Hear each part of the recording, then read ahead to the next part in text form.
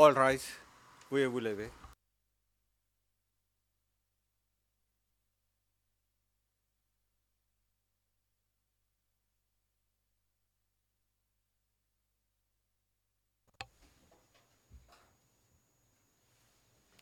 Please be seated.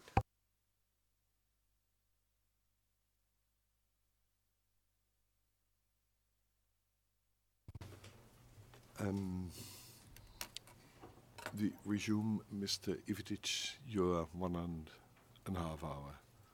We'll start at a second. Please proceed. Thank you, Your Honors. I will try to address as much as possible that which we have just heard from the prosecution, but I may not get to everything. I may not cover every little point, and I may not go into every little detail because we had a short time to process and prepare a response. But I will begin by addressing what Mr. Teager called hyperbolic arguments.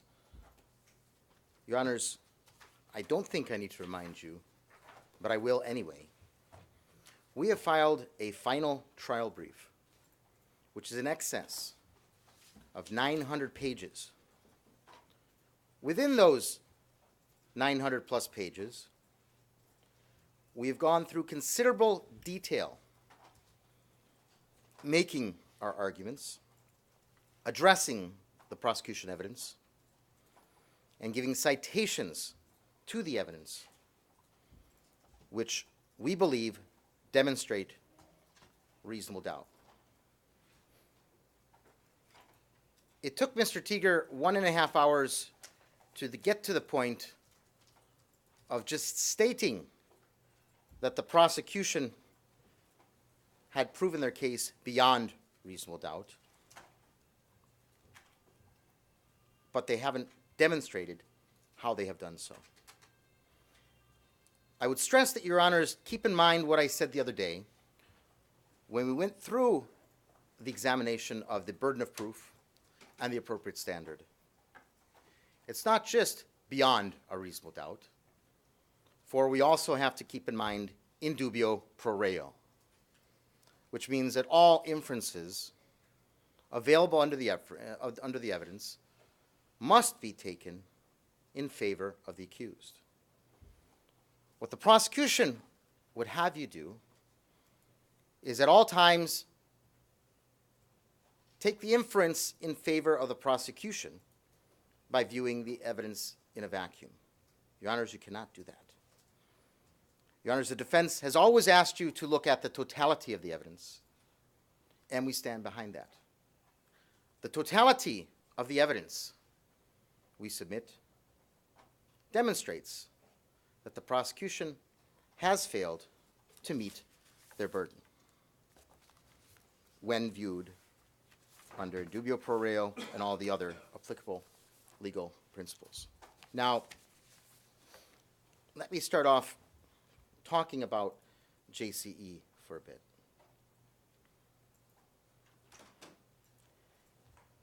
Mr. Teager mentioned today that 1991 and Croatia are not part of the case. Indeed, they are not part of the indictment. That's for sure. But this prosecution has led considerable evidence relating to 1991, relating to Croatia, and wants you to draw from that inferences and conclusions as to intent, wants you to draw from that evidence as to the existence of a JCE. And although Mr. Teager was clear today, for the first time, that the criminal responsibility of the accused starts on 12 May 1992, we still didn't hear from them when it is alleged that this JCE came into existence and wherein Mr. Mladić agreed to join or participate in any JCE. In relation to 1991 in Croatia, which they've asked you to take into account and consider, the prosecution have cited evidence from Ambassador Okun which was submitted under Rule 92 Quater, we counted 12 citations within their final brief for which Okun's evidence is uncorroborated. Footnotes 632, 635, 642, 643, 1125, 1455, 1575, 1583, 1913, 1914, 1953, and 2847.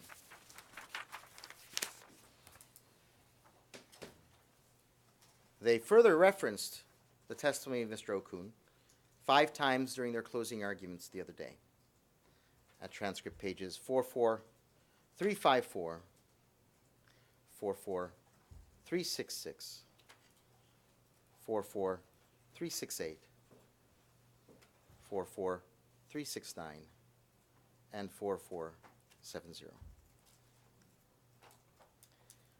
Uncorroborated evidence admitted pursuant to Rule 92 Quater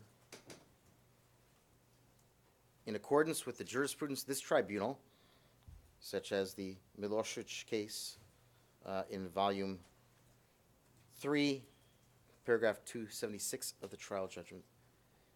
Mr. Ivicic, the last reference to a page number, you said 4470. I assumed you meant 44370, correct? 44470. I omitted a 4. Thank you. And I see the transcript has referenced the Mladić case. I'm talking about the Mladić case, so I must have misspoken.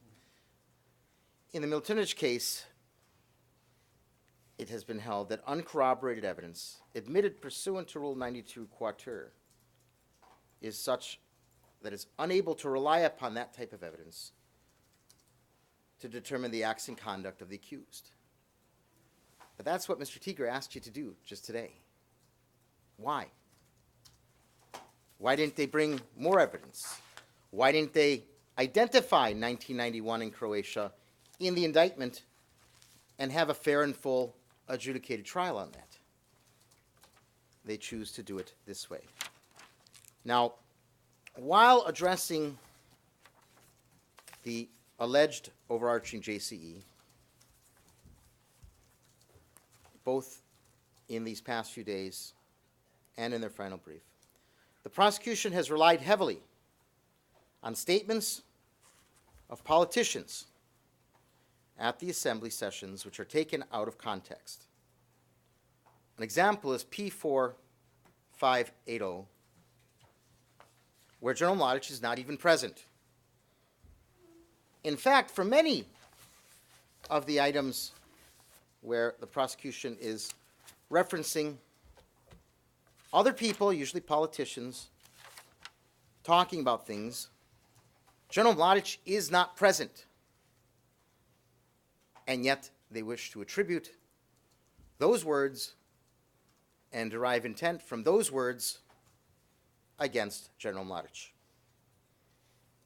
I ask you, Your Honors, as I ask the world, is that fair?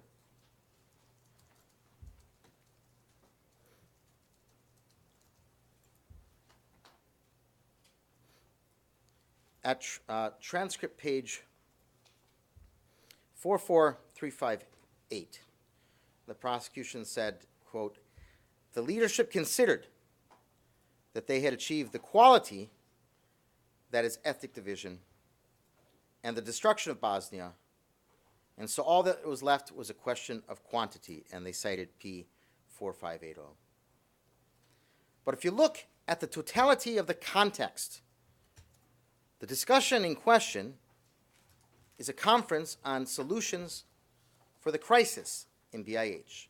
Page 16 of that document indeed reflects as follows.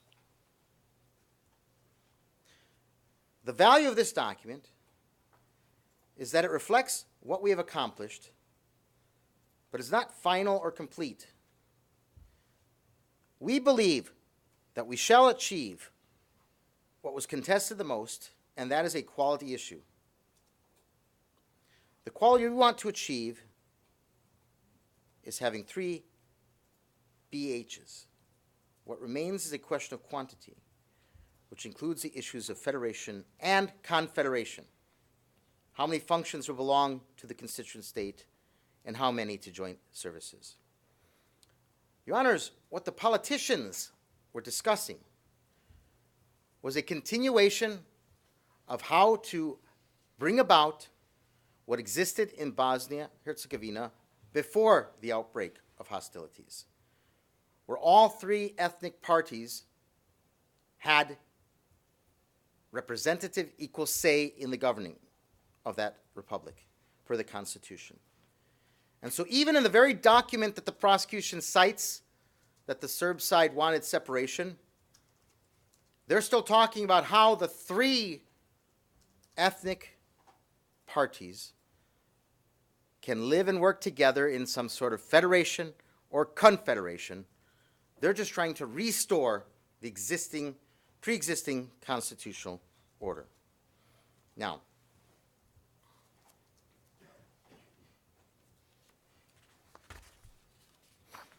other examples where the OTP has relied upon statements of others taken out of context and tries to impermissibly attribute them to Mladić are P3076 in relation to Karadzic, P406 also in relation to Karadzic, P6997 in relation to Bergin, P6994 in relation to Berginin, P3959 in relation to Berginin, and P4581 in relation to Plavšić and Koljević. Now, today, we heard Mr. Tiger talk about Karadzic and how we were trying to deflect from damaging evidence, and the reason that they cite to Karadzic is because he's a key partner of Mr. Mladić.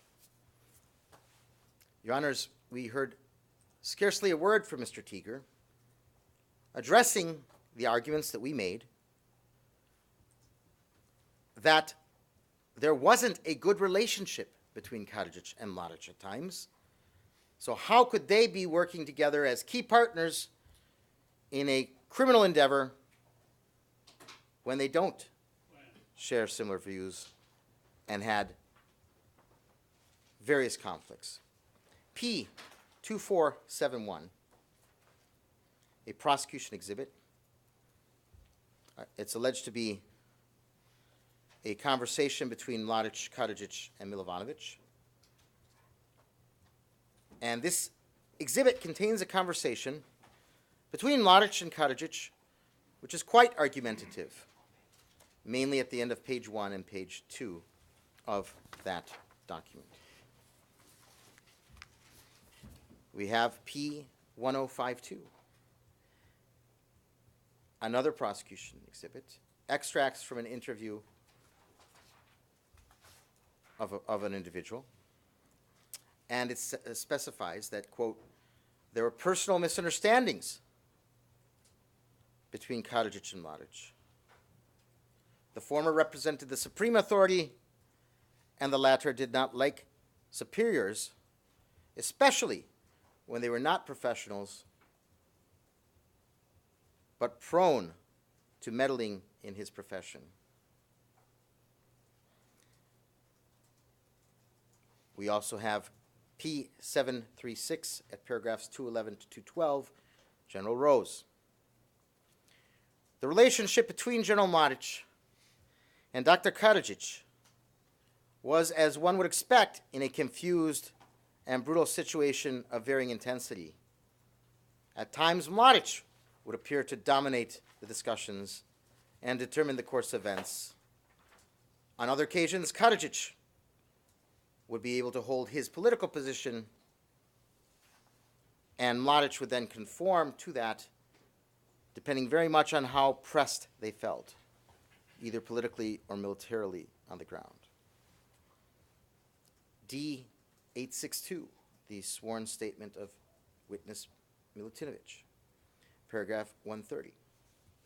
As I recall, the first disagreements and conflicts between General Mladić and President Karadzic as the Supreme Commander occurred in August 1993, when the Supreme Commander ordered the army to withdraw from Mount Igman and to hand over the position it had taken to Unprofor.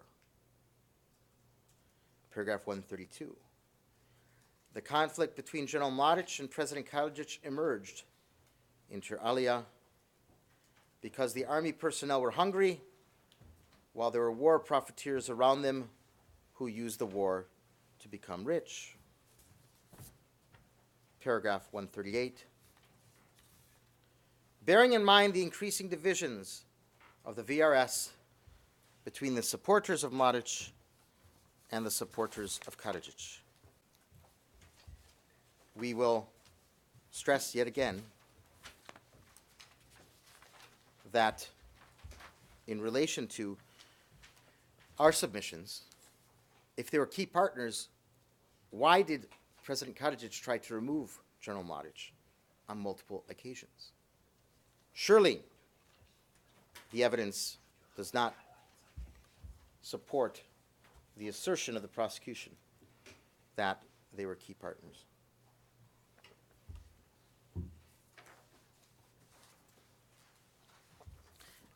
As to JCE,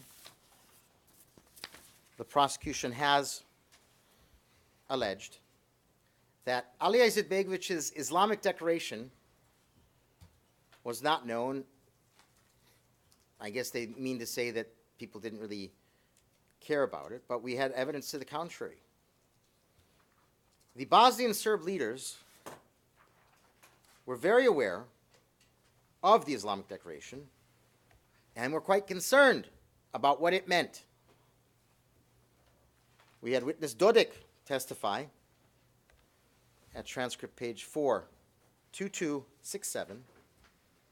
When questioned whether the declaration was discussed at assembly sessions, quote, "We had in mind what was Izetbegović's policy in the Islamic declaration, which I myself read several times, and I think that any man who was involved in any degree in politics at the time was aware of the contents of this declaration, and it was nothing secret. It was a published document. It became more popular than ever among his supporters," end quote. We have other evidence indicating the prominence of the Islamic declaration and the fears generated by the same. We have transcript page 29633 to 29639, witness Kupreshini. Transcript page 23904, witness Kitsmanović. We even have a prosecution exhibit from a prosecution witness, P3265. That was witness McLeod. And we also have a defense witness, Tadić, talking about that in his defense statement, D661, paragraph 17. So to say that the Islamic declaration was not in the minds of everyone, that's not in accord with the evidence. Also, we have to take into account what happened afterwards, because the book was published. The book called for jihad. It called for Bosnian Muslim dominance over others, non-believers. But that wasn't the end of it. And let's talk about this Vox article that Mr. Tiger references. And yes, the authors of that article in Vox did a very clever thing by trying to say, oh, we're going to publish this, but we don't know where it come from. It might have come from the Serbs. Well, that position is nothing more than them covering for their own deeds. And here's why. Tongue-in-cheek, they could say that, but in addition to the pamphlet that's published, Vox made its own cover. Its own cover had a Bosnian Muslim Handjar division soldier standing over the severed heads of Mr. Karadzic, Mr. Koljevic, and other Serb leaders dressed up with Chetnik hats. The Serbs didn't make that up.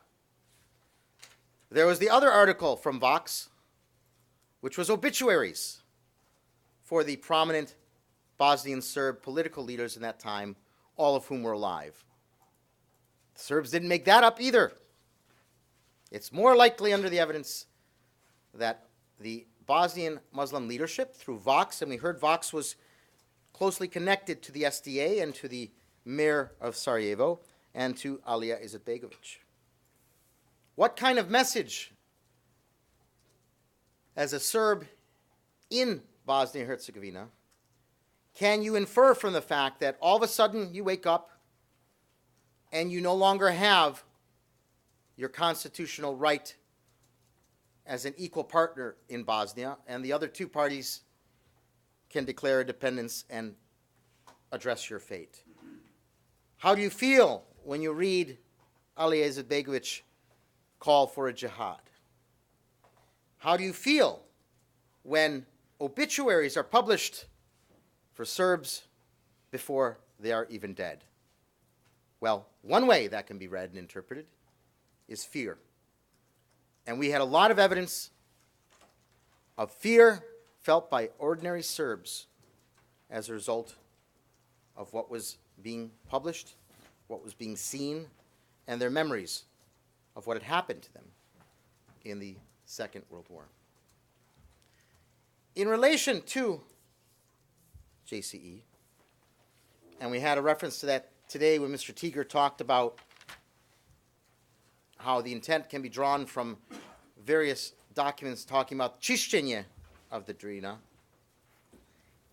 And again, the prosecution likes to use a term that has a very specific, non-criminal military meaning and tries to give it some kind of nefarious alternative meaning which fits their story. But we've had clear evidence of military expert Kovac at transcript page 41924, giving the definition of čišćenje in military terminology. Clearing or cleansing is a concept that means searching the terrain for armed enemy formations in the area of responsibility, in the area of actions, or the area of employment of forces. So within one's own disposition or in the area of use of forces, and it pertains to armed units. When asked about if there's any difference between čišćenje and čišćenje teren, or clearing of the terrain, witness Kovac said čišćenje is a general term, whereas clearing the terrain means, in fact, pertains to armed elements, armed units, terrorists, sabotage groups, etc. That's what cleansing or clearing the terrain would mean. And in that regard, Your Honors, I would also point out that RM 097 clearly distinguished between JNA orders for čišćenje and the forced removal of civilians or mistreatment of civilians, and thus the use of čišćenje in military documents cannot be misinterpreted and given this nefarious meaning the prosecution would like to give it. Now,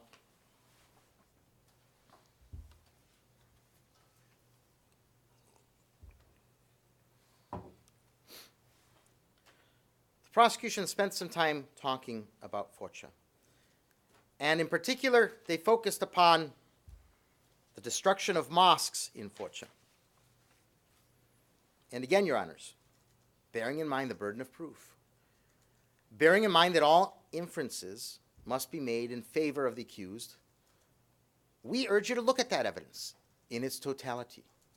Read it, analyze it, and look for alternative explanations why or how those mosques in Foça might have been destroyed. Recall that we had a photograph of a military gun near the roof of a mosque. Recall that we had evidence of various witnesses talking about combat activities being undertaken by armed units of the ABIH from mosques. D-706, witness Trivko Plevalcic, paragraph 8. I was wounded on 14 July 1992. Concerning the fighting in the town of Foça itself, it lasted for some 10 days. Ever since the conflict broke out, all our activity focused on defending or reacting to the Muslim forces' attacks. Our first casualty happened on the first day of the fighting, and he was killed by fire opened from the minaret of the Al-Ajah Mosque. I know the Muslim forces used their religious facilities for military purposes. They carried out training and stored weapons in them. And then paragraph 9. As far as I know, the first fighter to be killed in Foça was Rodoljub Trivkovic. He was the one who was shot from the Al-Ajah Mosque. I was some 10 meters from him when it happened. Dragan Nikolic was killed on that occasion as well. Then we had the testimony of witness Vujicic. First at page 2420 of the transcript. Quote, so when the Muslims procured arms and imported weapons into Foça, they predominantly put them in some places of worship. Some, not all. This is where they stored their weapons, the explosive substances, and such like. Furthermore, in parallel, in some of those facilities, such as the Pilav Mosque in Gornje Polje, they trained the Green Berets and their armed forces and the Patriotic League. Transcript, page 24201. Judge Ori asks a question at line 4. Yes, because now you're explaining to us that activities took place in those mosques. But the question was, when and in what manner were the mosques destroyed or damaged? That was the question. Can you please focus on that? The witness. These mosques were demolished, for the most part, in conflicts, in combat activities, precisely because the Muslims opened fire from the minarets of some of these mosques. I personally could see Muslims shelling Serb positions and Serb houses from some mosques. And then on the other hand, later, sometime in 1995, after the NATO forces fired several projectiles on Foça, these mosques, as very old buildings, were damaged considerably and demolished. This is how these places of worship came to be destroyed. Again, Your Honors, you have to look at the totality of the evidence. When an alternative explanation for a fact is seen, you have to take the one that is giving credit to the accused. And as to these mosques in Foça, which is not to say that this is what happened to mosques elsewhere. You have to look at every municipality based upon its evidence and what was presented. But as to Foça, we have this evidence, which the prosecution has not addressed, and which provides an alternative explanation under which General Mladić is not responsible and therefore cannot be criminally responsible for the same.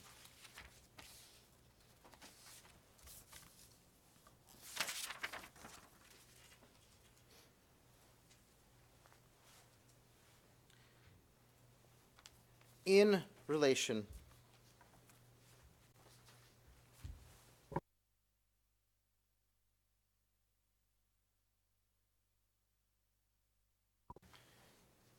to something that Mr. Teager brought up near the end of his presentation today, he seemed to take offense at my use of the term eavesdropping to describe what his staff did when they testified about statements made between General Mladić and his attorneys. And he claimed that it occurred because prosecution staff were just happened to be where they were supposed to be, and they heard things. But he didn't address how prosecution staff came to that position that they were at. And I take great offense at his representations in that regard, because he's hiding that the prosecution counsel instructed that staff to be there and instructed them to be able to listen in precisely on the privileged communications of the accused and his counsel. For a fellow lawyer to stand up and say what Mr. Teager said makes me sick.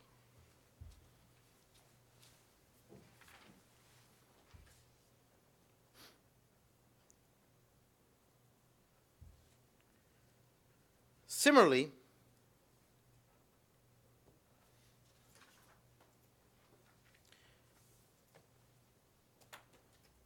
at transcript page 18174, one of those prosecution staff members, witness Sokola, specifically identified that prosecution counsel in this case tasked them with noting down everything that Mladić said, even private affairs. That's at transcript page 18174.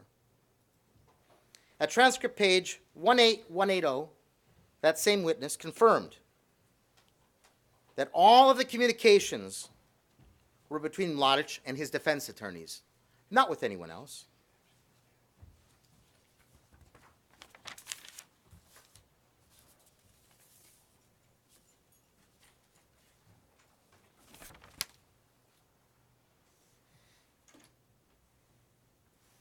When asked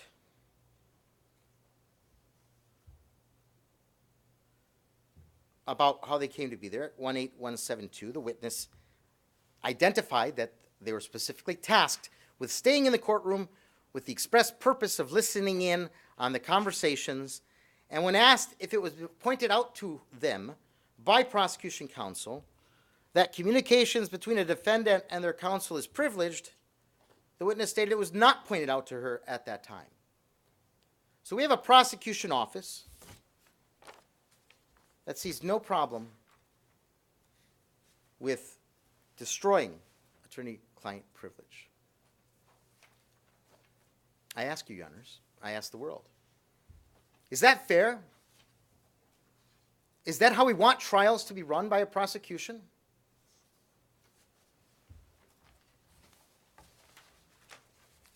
Now I'd like to move to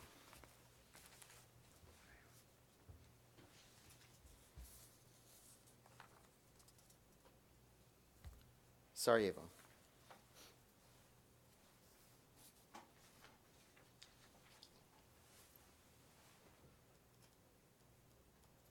To begin with, it appears, based upon today's presentation, that the prosecution has conceded proportionality and now focuses only on selectivity. A temporary transcript, page 23, lines 6 through 9, Mr. Teager said, the defense knows full well why proportionality is not the focus of the discussion of the terror campaign, and that is because it assumes as effort to hit a legitimate military target, which then requires an assessment of the military value against the risk of collateral damage.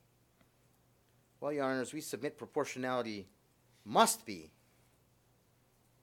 and is required by law to be viewed to assess military action such as shelling. We talk about, or they talked about G1, a shelling campaign, which, by the way, apart from Ms. Fadila Tarchin, I ask you, have they identified and brought any other alleged casualty from G1?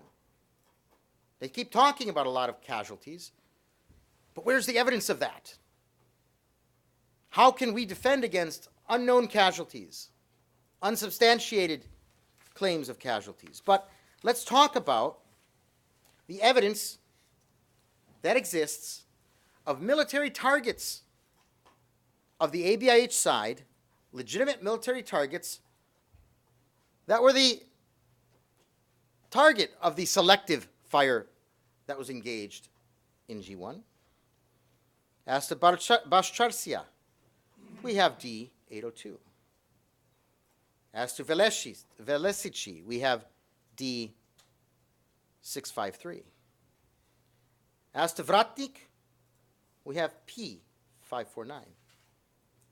And as to Sirokacha, D524. So, if their claim is that there were no military targets, that isn't supported by the evidence. There's an alternative conclusion. Now, furthermore, as to Sirokacha, we have something more, and I want to address that next. Ms. Fadila Tarchin, is it really the defense that is misrepresenting her testimony? Rather than have you stand on my words, I will read to you from the transcript of witness Fadila Tarchin's words, and you can assess for yourselves, as the whole world can assess, whether I am being faithful to those words, or whether, as Mr. Teeger said, we are the ones misrepresenting them. And again, this is a prosecution witness. Transcript page 3424. Question. Thank you, madam. And I appreciate that. Now, in this paragraph, you also state, quote, according to the locals, the shell came from Borie to the east of us. First of all, these locals, are these locals the same neighbors that we're talking about? Answer, yes, the neighbors. And I pause here. So, was it Fadila Tarchin that said that the shell came from Boria? No. Sorry, Mr. Teeger, she didn't. Now I continue. Question, and this site that they had mentioned, Borie, could you tell us how far away Borie is from that location, from the site where you were injured? Answer, I really have no idea. One can see them, but I really have no clue as to how many kilometers was the distance. Question, what about in relation to the front lines?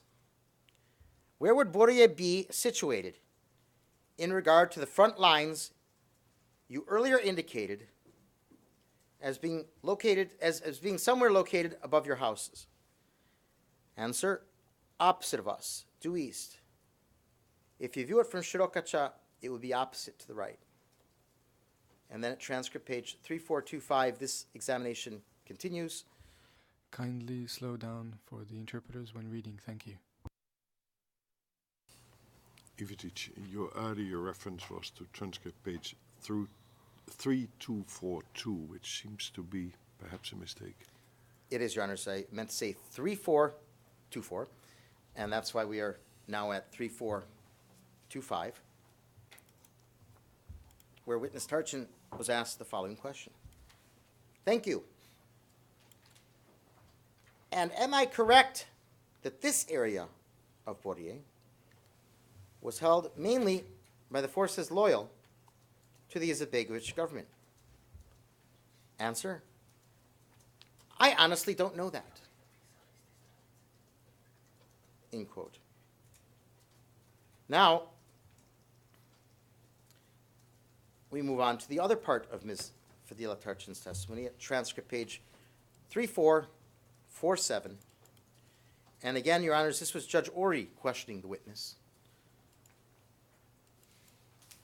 Judge Ori, before I give an opportunity to re-examine the witness, Ms. Hochheiser, I would have one question for you.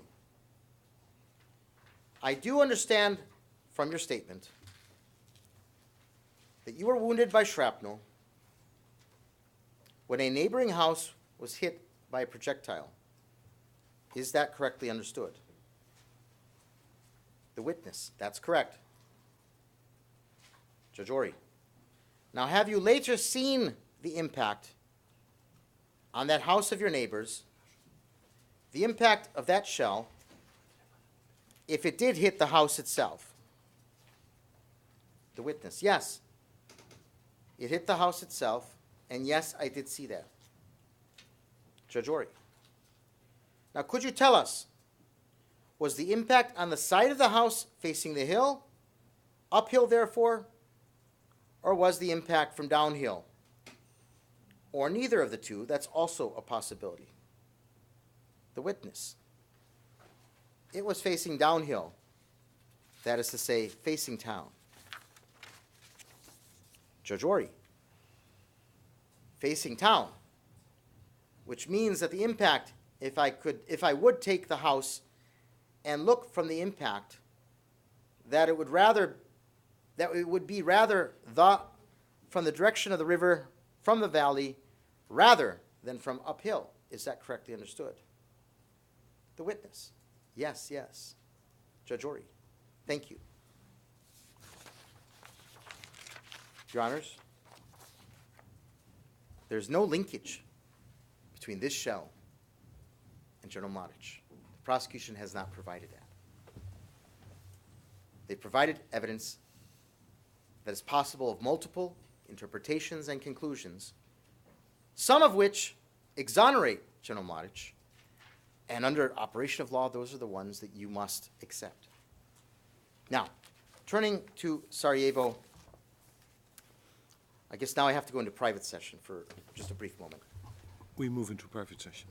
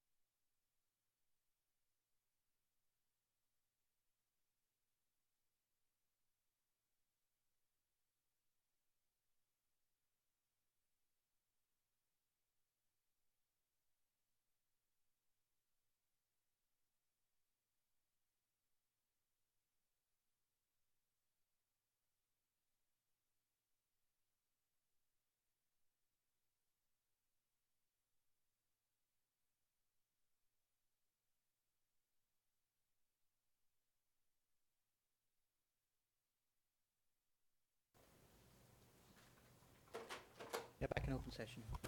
Thank you, Mr. Witterstra. In relation to Sarajevo, the prosecution claimed that you don't need to look at defended city because the prosecution never once talked about Sarajevo being an undefended city. Well, on the one hand, that's Mr. Tiger's way of admitting that Sarajevo was a defended city, but trying to wiggle away from what that means under the law. And it's very critical. But before we get there, I'm surprised that Mr. Tiger does not know what his very own indictment alleges, because it's very clear as to counts 9 and 10 as to Sarajevo, count 6 as to murder, that these charges are brought pursuant to Article 3 of the ICTY statute. And Your Honors, if you remember, when I read the other day, and when Mr. Tiger asked, what statute? I read from the ICTY statute, which in Article 3, which the prosecution cites in their indictment, clearly says that the violations that are being prosecuted against relate to attacks or bombardments by whatever means of undefended towns, villages, dwellings, or buildings. Hence, the prosecution did explicitly indicate for counts 9 and 10 and 6 that those localities were undefended, which they have now conceded is not the case. Acquittal, Your Honors. Defended city applies not just to Sarajevo, it applies to Srebrenica. It applies to every single locality in the municipalities wherein there was an armed military force that was posing a defense of that locale and refused to render the city an open city. Now, let's look at the law.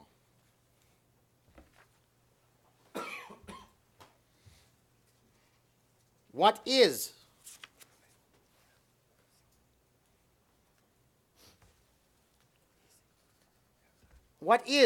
an undefended city? Article 59.2, Additional Protocol 1, says an undefended city is an inhabited place near or in a zone where armed forces are in contact which is open for occupation by an adverse party. If there is no agreement in place, the following 4 conditions must also be met. All combatants, mobile weapons, and mobile military equipment have been evacuated. Was that Sarajevo? No. Was that Srebrenica? No. Was that those villages in the municipalities that had ABIH units situated within them, or armed Bosnian Muslim paramilitaries within them? No. The second condition is no hostile use is made of fixed military installations or establishments. Was that Sarajevo? No. Was that Srebrenica? No. No acts of hostility are committed by the authorities or by the population, and 4, no activities in support of military operations are undertaken.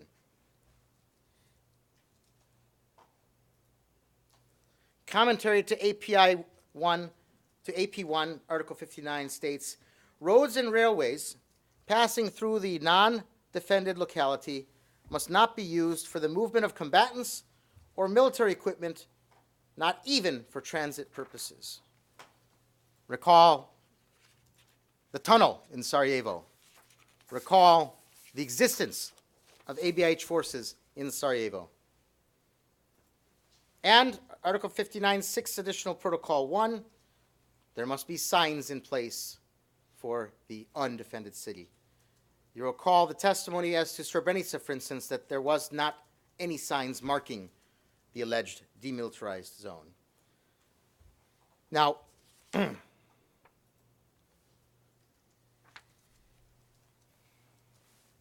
If we look at the BIH military instructions of 1992, even they concede for a locale to be undefended, it has to either be recognized by the parties or fulfill certain conditions, including lack of a defense or armed forces, lack of military units for the purpose of transporting military material, lack of activities of a military importance, lack of a liaison with local armed forces and allied armed forces. The SFRY military manual from 1988 says that an undefended locale must be in accord with the New Delhi Draft Rules of 1956. Quote, when a locality is declared to be an open town, the adverse party shall be notified. The latter is bound to reply, and if it agrees, to recognize the locality as an open town in the absence of any special conditions which may, in any particular case, be agreed upon with the adverse party. A locality, in order to be declared an open town, must satisfy the following conditions. It must not be defended or contain any armed forces. It must discontinue all relations with any national or allied armed forces. It must stop all activities of a military nature or for a military purpose. It must stop all military transit through the town. End quote. Now, Your Honors, we have at various times in the case talked about defended city. We've presented military manuals of the UK and the United States that show this vision of what is an undefended city and therefore not a legitimate target, and what is a defended city and is a legitimate target under SFRY law, complies with what all armies in the world likewise agree with. So in our submissions, Sarajevo, for instance, is not an undefended locale. It is a defended locale. We have multiple military targets that are in Sarajevo that are legitimate to be selected for fire. We have, for instance, significant ABIH deployment through the neighborhood of Hrasnica, including the forward command post of the 104th Brigade at Hrasnički Stan, D559, paragraph 2. We also have the ABIH Special Forces Training Center at Alexa Shantic School, D559, paragraph 21. 2 skyscrapers, and there were machine guns emplaced in one flat. A couple of stories under that or above that were families living. Colonel Shekowatz testified as to that, transcript page 24036. And D559, paragraph 19, talks about the post office in Hrasnica being used for military purposes. As to Sokolje, 2 trailer trucks loaded with dynamite were located at Sokolje, D2015, page 2. As to Alepashino Polje, we have information that a very large number of Green Berets are inside the Sarajevo RTV building every day. There are 50 to 70 of them at a given time, D2015, D453, witness Sladoje. We heard that the agricultural complex also had military activities, T21067. Dolac, Malta.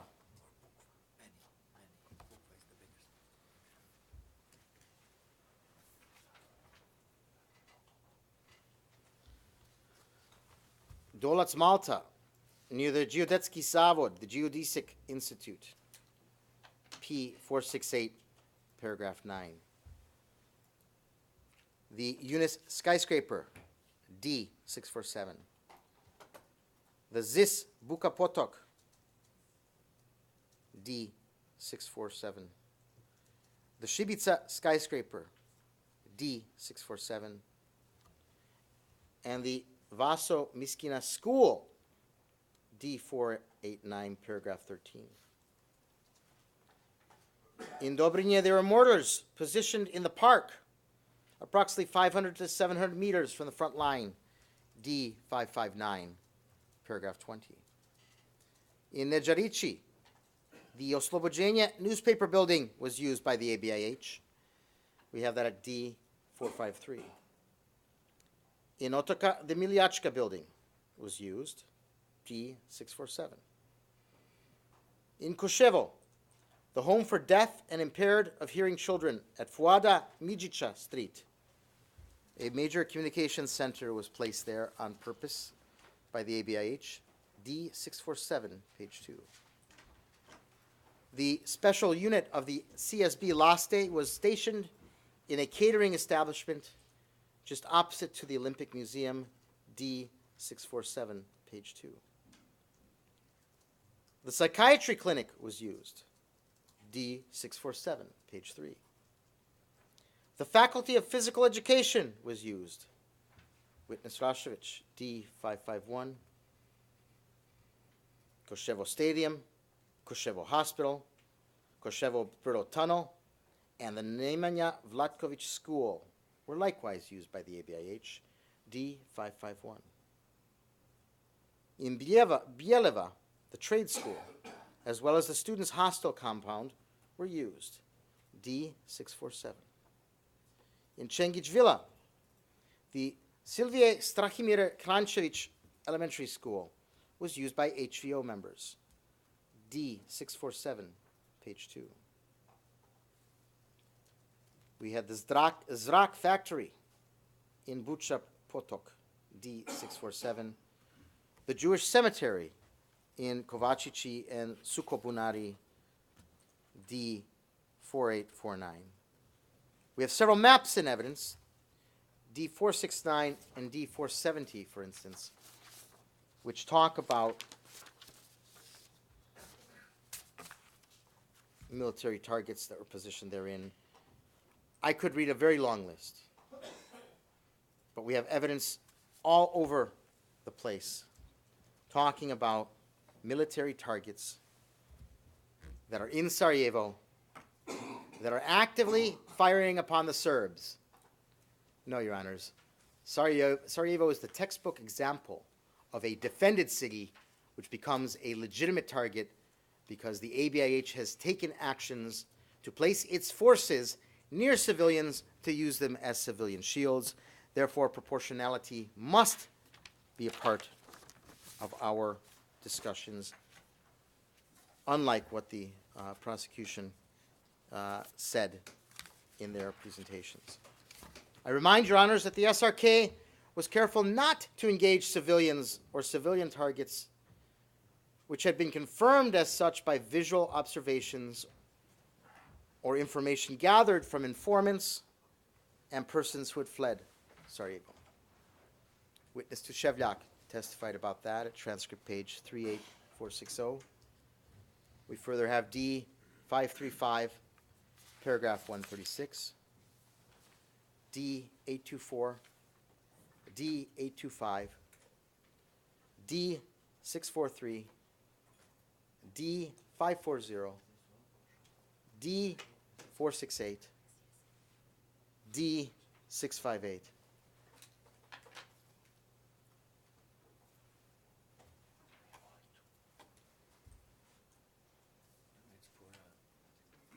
I know what it's for. Okay. Your Honors, selectivity was at the forefront of the targeting of the SRK.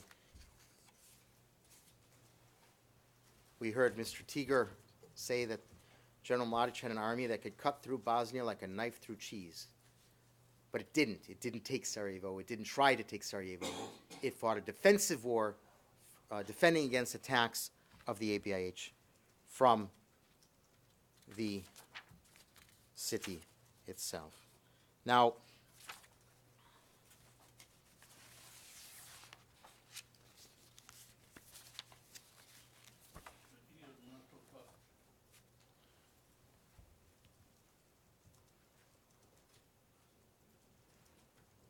commentary as to Article 52.2 of the additional protocols of the Geneva Conventions at 2024 talks about definite military advantage that can come from the destruction, capture, or neutralization.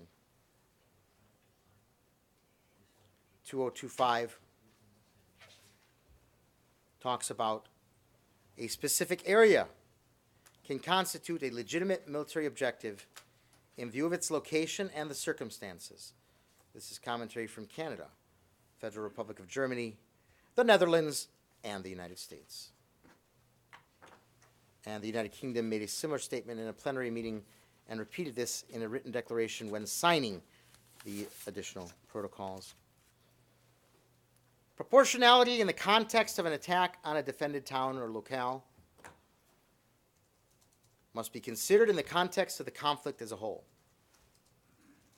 Bombardments are acceptable. See our information in the closing arguments in relation to this heavy shelling. I would also point out that several witnesses talked about this in court. Go look back at Pierce Tucker, General Fraser, Witness Butler, and Witness Kovac, who talked about the defended city doctrine in very clear terms, and, for instance, discussed overwhelming force doctrine, which it was argued by, I believe it was Mr. Tucker, that the NATO commanders who were in charge of doing the bombings against the Serbs were so tied up in their vision of overwhelming force as taught under NATO doctrine that they didn't want to use restraint against the Serbs. There's no discussion of that by the prosecution. They would say that that doesn't exist. You have to always use restraint. Well, if NATO can do something, the Serbs do less than NATO does, and they show restraint, why are they guilty? Again, it's the Serbs, not NATO, doing it. That's the prosecution's case. There is a military strategy called shock and awe.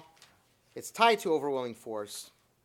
It's based on achieving rapid dominance over the adversary by an initial imposition of overwhelming force and firepower.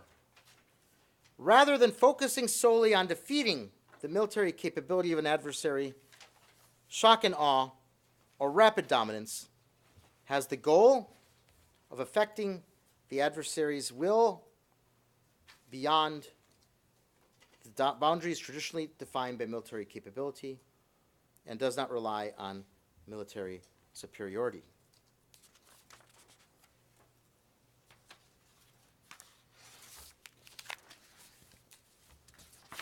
Did the Serbs try to end the war early and therefore limit casualties on all sides with G1? Let's recall the evidence also shows that when G1 was started, it was then canceled as they saw that too much of a risk of civilian damage existed, and then Karadzic said to stop that activity. So selectivity was at the forefront of the minds of the SRK as they were doing their activities around Sarajevo.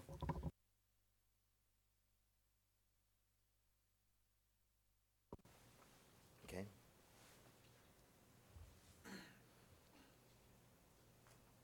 Article 3 of the statute says you can't bomb an undefended town, village, dwelling, or building. It must be interpreted in light of customary international law, which arguably says you can bomb a defended town, village, dwelling, or building. Military manuals around the world distinguish between each of these features or use the word locality. The importance of this is that each distinguishes between buildings, villages, towns, and dwellings. And bombardments against these towns and localities is therefore subject only to the normal criteria for engaging a target. It must be a valid military target, and the attack must be proportionate. The mere fact that there were civilians in Sarajevo doesn't mean it wasn't a valid military target. It just means it has to be treated as a military target with the civilians taken into account and given consideration as to proportionality. And this was done. The prosecution has not shown that attacks on Sarajevo were disproportionate in this regard. Other reasons why strike that.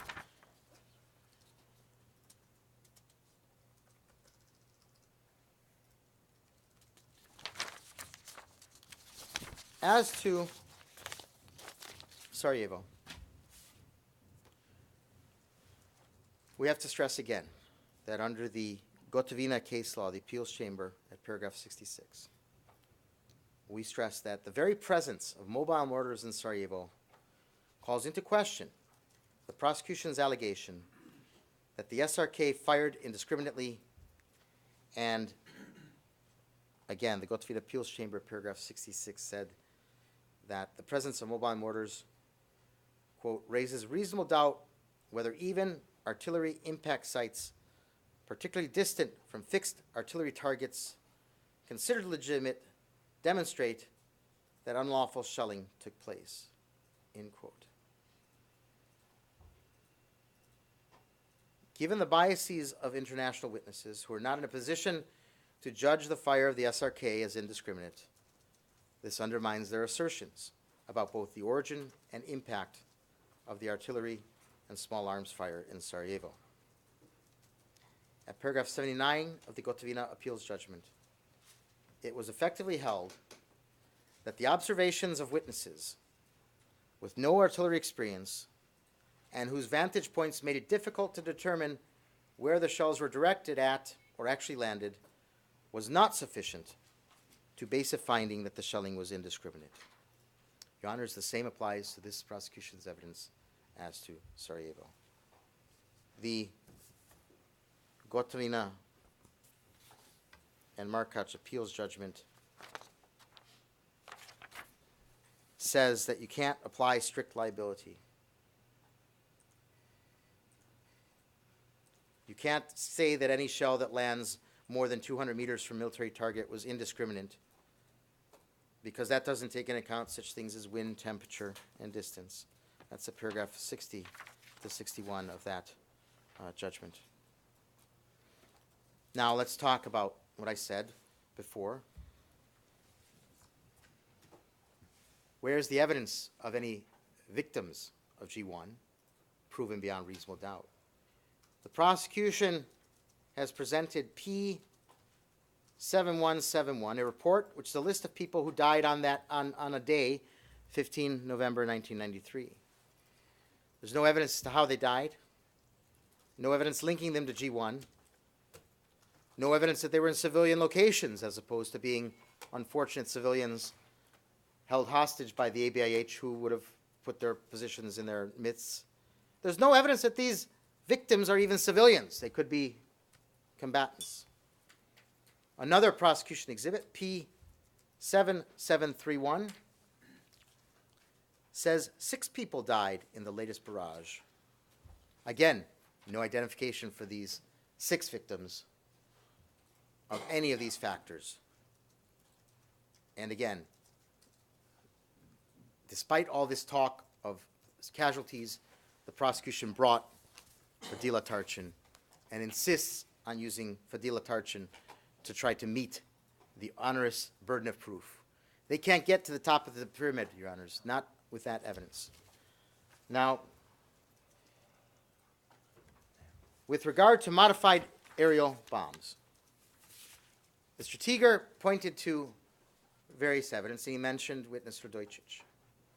Let's recall that witness Radojcic appraised the modified aerial bombs as being quite accurate. as Mr. Tiger even conceded, the testimony of Mr. Radojcic says that his unit prepared the launcher based upon schematics, drawings. They didn't just put something together without expertise. They had a document how to use it. Mr. Tiger focused on Mr. Radojcic as to the firing tables, but let's recall Colonel Radojcic is the commander of the brigade.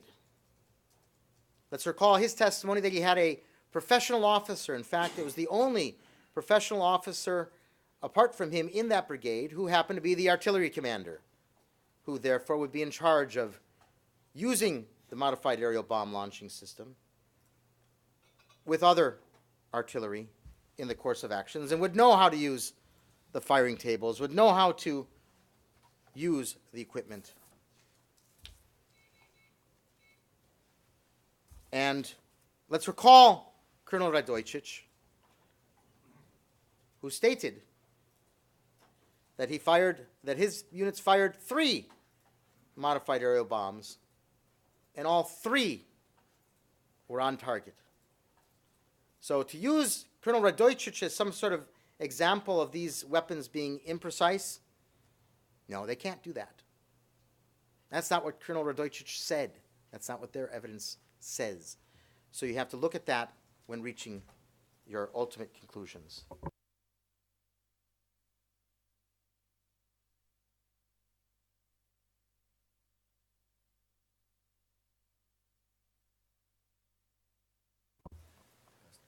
Similar, Your Honors, as the prosecution has tried to do this entire case, they're scared of and they run away from the firing tables for the modified aerial bomb launchers. To the point now where even Mr. Tiger claims they're not in evidence. They are in evidence, Your Honors. Multiple witnesses talked about them. Defense experts referenced them and provided an excerpt. Later, we got the official documents, and Your Honors do have all that. And so to say they're not in evidence, really? The prosecution's case is based upon the belief that they didn't exist, but they do exist. What's the exhibit number, Mr. Mladić? Mr. Lukic is trying to assist me with that, and he's having some difficulty.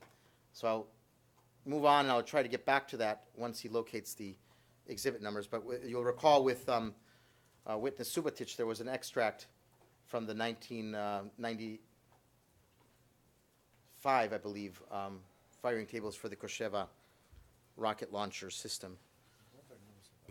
Before we have further confusion, it was my understanding that when Mr. Tiger was referring to firing tables, he meant the A4 firing tables, one of the witnesses referred to, whereas firing tables which were produced, I think at a later stage, is mainly what you may be talking about. I'm talking. I know that when we are talking about firing tables, that it might be not exactly the same that you're talking about. I believe I'm talking about the same thing that Mr. Tiger's talking about, since he mentioned Koshava, which is the name of the system, for which we have firing tables from 1995 and then later years as well. But we do have ones from 1995. And again, let's recall the evidence that the modified aerial bombs were not used until 1995. We also had evidence of other witnesses of how they were tested, including at the artillery grounds at Kalinovic.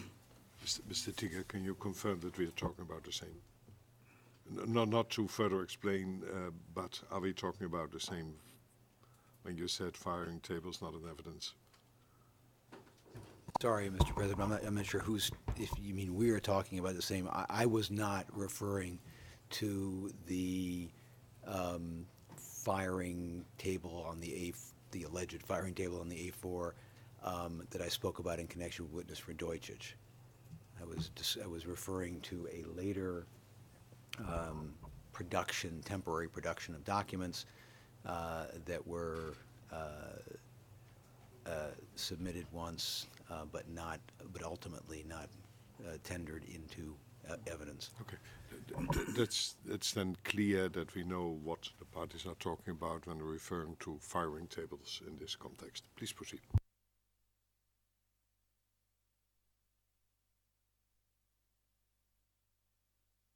I will now move on to Srebrenica. And again, let's look at this meeting that is the genesis of everything, because we saw the other day the prosecution concedes there was no JCE to eliminate, no JC to kill prior to this meeting.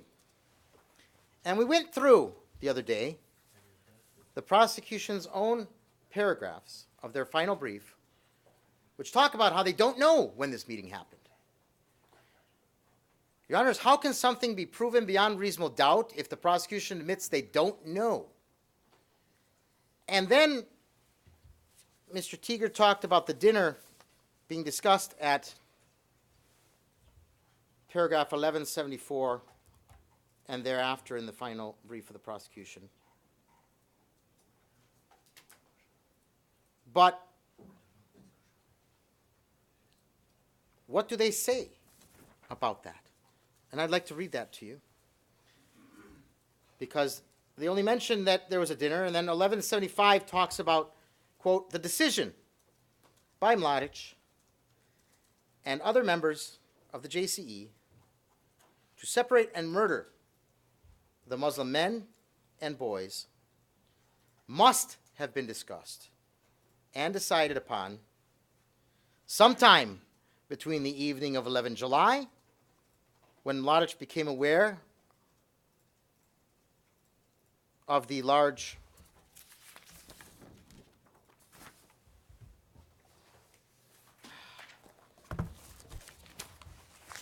Mr. Ivicic, could I meanwhile ask you to check whether you refer to 1175? Or That's correct, Your Honors.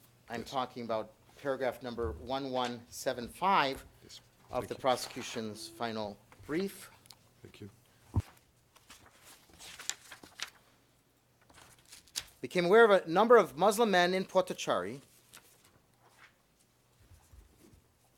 who would soon come under the SF's control, and the third Hotel Fontana meeting at 10 hours on 12 July, where he announced that the SF would be screening or inspecting the Muslim men at Potocari. So again, they've presented you a wide range and said sometime they must have had a meeting and they must have agreed to a crime, because he mentioned that there would be screening or inspecting. So they're linking the screening or inspecting to the crime. Mr. Teager said that today as well. Well, Your Honors, we've had testimony in this case of a Colonel Peter Boring, a Dutch officer, not a Serb. And here's what he said about screening. Question, and this is a transcript page 10080.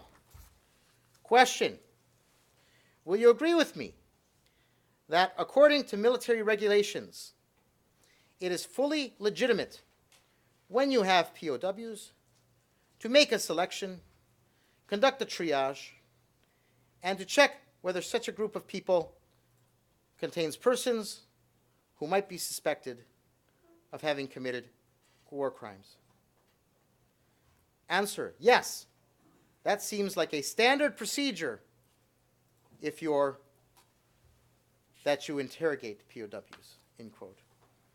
So, Your Honors, you cannot take any announcement of plans to do a triage as evidencing criminal intent, because their witness told you that's standard operating procedure in every military. Now, let's continue with 1175, because this mysterious meeting that is being recast as a dinner that is still, they're not sure when the dinner happened. It could have been even on the 12th. Who has dinner on the morning of the 12th? No, Your Honors, they're making up the dinner.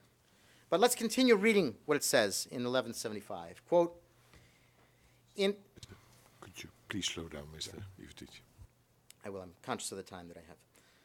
In deciding to kill the able-bodied men in Potocari, Mladić would have consulted with Krstić and his senior intelligence and security officers present in Bratunac, Popović, Kosorić, and Janković. And then they have footnote 5077 of their final brief, for which the sole supporting evidence is General Milovanović and several citations from the transcript. I repeat again, none of those citations say what the prosecution claims, which is the heart of the prosecution's case. They don't have evidence supporting it. Let's go through those citations. The first one is transcript page 16937. What did General Milovanović say? He said at that point, Mladić had regular daily meetings when he was at the main staff. Does that evidence a crime? No. Is Mladić at the main staff between the 11th and 12th of July? No. That reference has nothing to do with what the prosecution has cited it for. The next reference, transcript page 16946-7. In that section, Milovanović explains that in his or Mladić's absence, the most senior chief of sector who would be in charge of the meeting would chair the meeting. Again, does that relate to anything that they're alleging as to Hotel Fontana? No, it does not. The next cited reference by the prosecution is the transcript page 16949 to 16952, wherein General Milovanović is explaining briefings, attendees, agendas, monthly report meetings, etc. He's not talking about Fontana. He's not presenting any affirmative evidence upon which this prosecution can rely upon to claim that there was a meeting, at dinner or otherwise, with persons to create a JCE.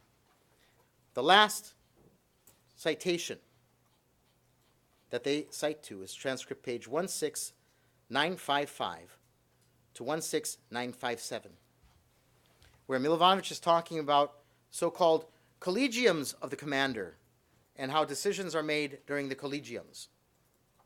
Again, nothing to do with Hotel Fontana. Nothing to do with this alleged dinner that they're now making up out of thin air. Look at their brief.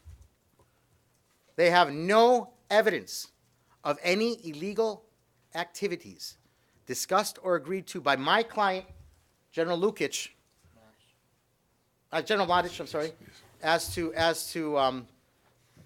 the alleged JCE to eliminate in Srebrenica. Nothing at all, Your Honors. Is that how one reaches the top of the pyramid and removes all reasonable doubt? No, Your Honors. Their case is fraught with reasonable doubt. As to the fuel order,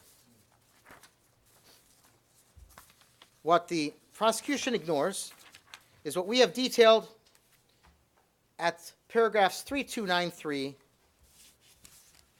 through 3302 of our final brief, which is not only that the document P1500 comes from the operations department, but rather that there's other information, namely from other witnesses,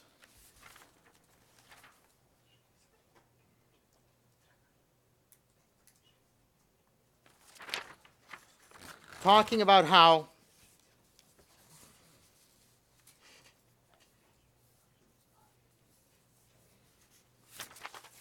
other people could sign the general's name to things, and that the initials SR did not always mean that the individual was aware of the document or that they had actually signed it. I refer you to witness Stevanovic at transcript page 35250. He was the communications officer at the main staff. He would know. He stressed that people could have used the accused's signature to get an order executed, even if the accused was unaware of it. That's at transcript page 35266. Mr. Ivetić, I know that you're not assisted by someone who looks at timing, perhaps, or perhaps you are. Could you tell us where we are in terms of time? 7 to 10 minutes. 7 to 10 minutes. Then could you just give me one moment?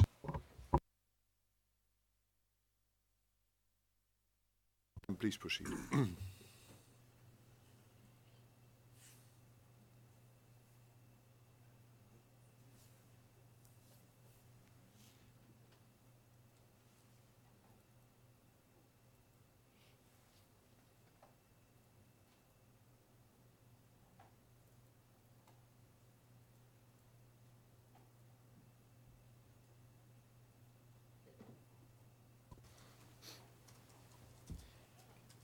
Stefanovic affirmed that it was possible for people to send orders under the accused's name, even if they did not believe this aligned with the accused's wishes.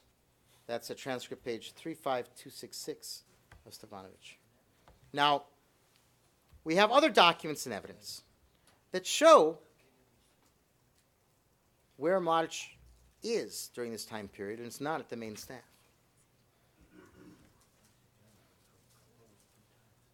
We have P364, prosecution document, that indicates that Mr. Mladić met with the U.S. delegation in Dobanovci. Again, he's in Belgrade. On 13 September 1995, that's the day before the order in question, at 1800 hours. Thus, we also have a document issued under General Mladić, his SR signature, emanating from a different number, not the operations unit, which announces the ceasefire agreement that has been reached with the Americans.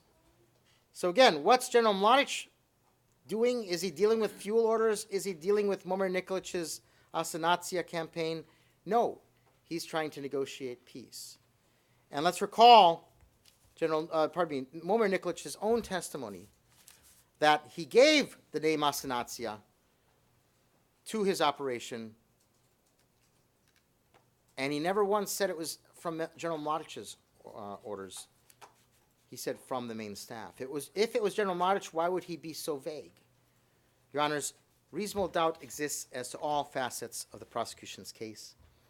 And rather than relying on hyperbole, I again urge you to look at our very detailed final trial brief, which lists all of our arguments, is supported by